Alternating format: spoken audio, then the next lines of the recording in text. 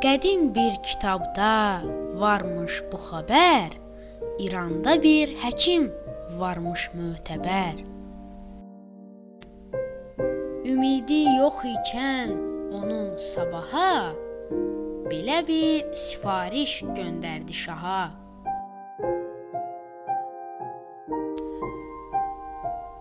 Onun üzüyünü böyük hökümdar ən müdrik adama versin yadigar.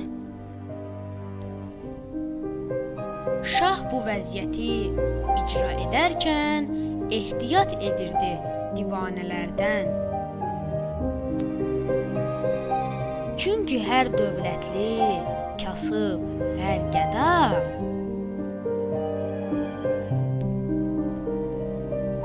özünü ən müdrik bilir dünyada.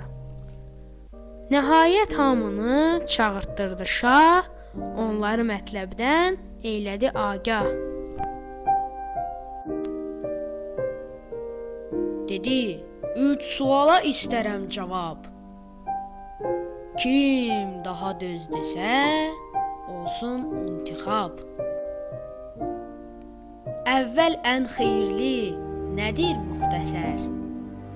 Tamahkar olanlar dedilər ki zər.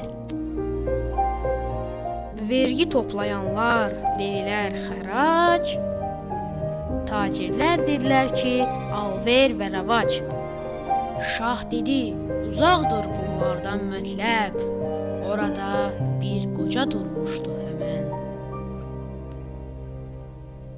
Söylədi, hər şeydən xeyirli hünər. Hünərsiz heç bir şey olmaz müyəssər. Şah qəbul elədi, soruşdu yenə. Dünyada hər şeydən yaxşı deyin nə? Yüksəldi müxtəlif səslər saraydan.